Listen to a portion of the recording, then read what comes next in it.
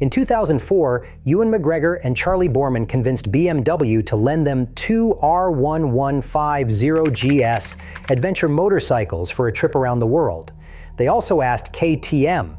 KTM said no because they were worried the team might fail. That decision is now considered one of the biggest marketing blunders in motorcycle history. Within a year of long way round airing, adventure bikes became the fastest growing segment in motorcycling, and they have not stopped since. Today, the BMW GS family alone sells over 68,000 units a year. That is more than Ducati's entire global lineup combined. The adventure segment is now worth $37 billion and growing at 10% annually, while overall motorcycle sales are actually shrinking. So what is going on? Are adventure bikes genuinely the future of motorcycling? Or is this just the motorcycle industry's version of the SUV, where everyone buys capability they will never actually use? Let's find out. Before we talk about why adventure bikes are winning, we need to talk about why the motorcycle industry is losing. Here is a number that should concern every manufacturer. The median age of a motorcycle rider in the United States has climbed from 32 years old in 1990 to 50 years old by 2018. Riders under 24 have collapsed from 16% of owners down to just 6%. Meanwhile, the over 50 crowd has surged from 8% to more than 25% of the market. Translation: the people buying motorcycles are getting old, and the young people who should be replacing them are not showing up. U.S. motorcycle sales fell 5.4% in the first quarter of 2024. They then fell another 9.2% in the first half of 2025. Cruisers are consolidating, sport bikes are shrinking, the industry is contracting. But here is where it gets interesting. While the overall market bleeds out, one segment is actually growing. Middleweight adventure bikes, the 600 to 900 cubic centimeters category, grew 13.1% in that same period. Adventure bikes now represent more than 30% of the entire global motorcycle industry, up from a tiny niche just 2 decades ago. BMW Motorrad just posted their highest sales year in company history, selling 210,408 motorcycles in 2024. Their adventure lineup, the GS family, contributed 68,000 of those units. 1/3 of their entire business comes from bikes designed to go places most owners will never take them. So what do adventure bikes offer that the rest of the industry doesn't? The adventure bike as we know it started in 1980 when BMW introduced the R1300GS. The GS stood for Gelände and Straße, German for off-road and road. The concept was simple: build a motorcycle that could handle both. But the bike that actually launched the segment into the mainstream was not German, it was a TV show. When Long Way Round aired in 2004, it did something no amount of advertising could accomplish. It made adventure riding look fun, achievable, and aspirational. 2 celebrities, a minimal support crew, riding from London to New York through some of the worst roads on earth. BMW's marketing manager Tony Jakeman later called it by far and away the most successful product placement BMW has ever done. And remember, KTM had the chance to be part of this. They passed because they thought McGregor and Borman might fail. Instead, they watched BMW sales skyrocket while their brand sat on the sidelines. But Long Way Round was just the spark. The real fuel came from YouTube. Noralie Schoenmaker, better known as Itchy Boots, has accumulated 3.17 million subscribers and over 700 million views documenting solo motorcycle travel through more than 70 countries. Royal Jordanian has over 1.2 million subscribers, filming urban riding in London. Channels like Fort9 have turned motorcycle content into genuine entertainment. These creators aren't selling motorcycles. They're selling a lifestyle, and that lifestyle looks a lot like adventure riding. Research shows that 50% of Generation Z and 50% of potential millennial motorcycle buyers cite social media as influential in their purchasing decisions. When every algorithm is serving you footage of someone crossing Mongolia on a Ténéré, suddenly that sport bike in your garage feels a little limited. But cultural influence only explains the desire. It doesn't explain why adventure bikes specifically are capturing that desire better than any other category. Here's the pitch that adventure bike manufacturers are making, and it's a compelling one. Why own 3 motorcycles when you could own one that does everything? Need to commute? Adventure bikes have comfortable upright ergonomics, weather protection, and enough power to merge onto highways without prayer. Want to tour? Throw on some panniers and ride across the country. The suspension is designed for all-day comfort, not track day precision. Curious about that gravel road you always pass? Unlike your sport bike, you can actually take it. One rider summarized the comparison this way: an adventure bike will do 95% of what a touring bike will do. A touring bike will do about 50% of what an adventure bike will do. And that versatility matters more as riders age. Remember that demographic shift we talked about? The median rider is now 50 years old. And here's what happens when you turn 50. That aggressive sport bike riding position that felt acceptable at 25 starts destroying your back.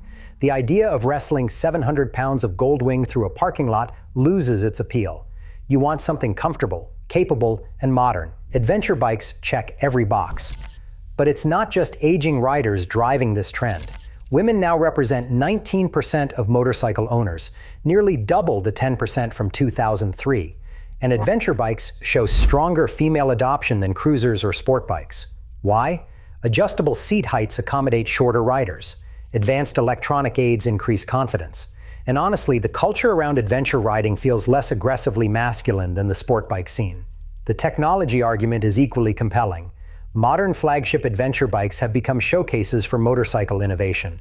The BMW R1300GS offers cornering ABS, lean angle sensitive traction control, semi-active electronic suspension, radar-based adaptive cruise control, and an optional semi-automatic transmission.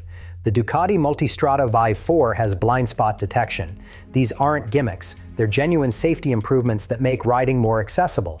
And here's something that might surprise you. Adventure bikes hold their value exceptionally well. BMW GS models retain approximately 60 to 70% of their original value after 3 years. For a depreciating asset like a motorcycle, that's remarkable. Strong demand and loyal communities support resale values across the segment.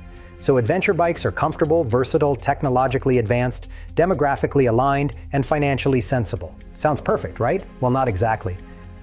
Let's address the elephant in the room, or rather, the 500-pound motorcycle in the room. Adventure bikes have a weight problem, and it is getting worse, not better. The BMW R1300GS Adventure weighs 33 pounds more than the 2012 R1200 GSA, despite carrying nearly a gallon less fuel.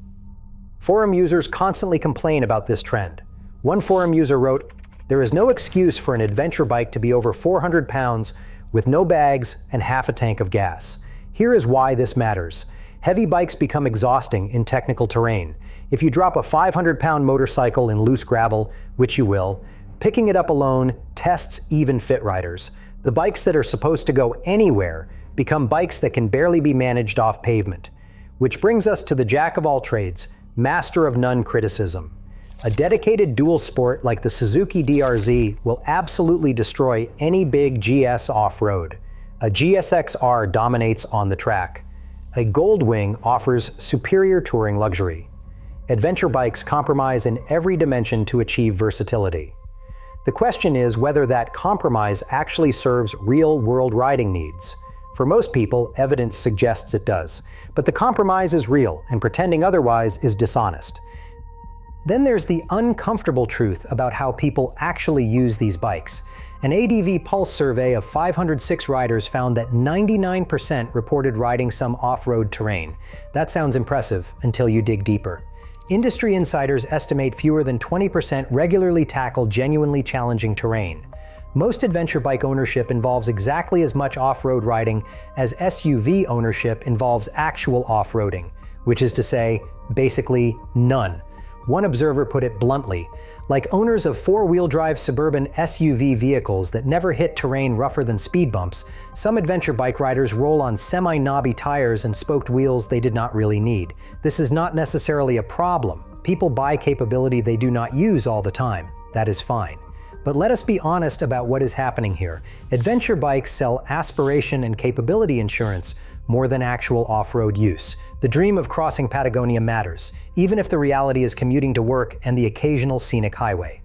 And finally, there is price. Flagship adventure bikes routinely exceed $20,000 to $30,000. Ducati's Multistrada V4 Rally starts around $29,500. At those prices, owners become reluctant to actually use them off-road for fear of expensive damage. You did not spend $30,000 to watch your bike slide down a rocky hillside. So are these criticisms fatal to the adventure bike thesis? Not really. Manufacturers are actually responding. The most exciting development in adventure bikes isn't happening at the flagship level, it's happening in the middle weights. The Yamaha Ténéré 700 has become the sales leader in the 650 to 900 cubic centimeters adventure category. It weighs under 450 pounds, costs around $10,000, and delivers genuine off-road capability without the bloat of bigger machines. The Honda Transalp is back. The Aprilia Touareg 660 is winning comparisons. BMW just announced the F450GS concept, a 48 horsepower, 386-pound twin-cylinder machine targeting younger riders and the European A2 license category. It is confirmed for production from 2025 to 2026. But the most interesting development might be CF Moto's Ibex 450.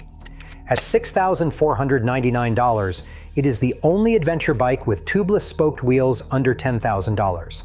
It is not perfect, but it is genuinely good, and it is forcing established manufacturers to reconsider their pricing strategies. Royal Enfield's Himalayan 450 at $5,449 is doing the same thing. This is how the adventure segment addresses its own criticisms.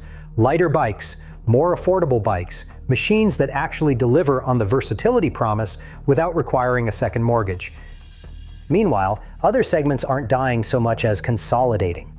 The Kawasaki Z650 was the best-selling motorcycle in the United States in 2024. Cruisers still represent 38% of American motorcycles on the road. Harley's touring category grew 8% last year. Entry-level sport bikes are up 71% over 5 years. Adventure bikes aren't killing other categories. They're growing while everyone else fights for shrinking market share. So are adventure bikes the future of motorcycling? The honest answer is probably yes. But not because they are objectively the best motorcycles. They are the best answer to a question most riders are asking. If you could only own one motorcycle, what would it be? More riders are landing on the same answer, an adventure bike. Not because it is the fastest or the most luxurious or the most capable off-road, but because it is the most useful across the widest range of situations. Demographic trends favor adventure bikes. Aging riders need comfort and technology. New riders want versatility and modern features. Women are entering the market and choosing practical machines. The experience economy makes adventure more appealing than pure performance. Will this change? Maybe. Trends do reverse. But the structural factors driving adventure bike growth are not cyclical. They are generational. The most likely future is not adventure bikes becoming dominant. It is adventure bikes becoming so mainstream, they essentially define what a motorcycle is, less a segment than the default. 20 years ago, the question was, why would you buy an adventure bike? Today, the question is increasingly, why would you not? That's the case for adventure bikes. They are not perfect machines, but they are probably the right machines for where motorcycling is headed. If you are thinking about your next bike or your first bike, an adventure motorcycle deserves serious consideration, not because YouTube told you to buy one, but because the math actually works out. Like and subscribe if you want more content like this. See you in the next one.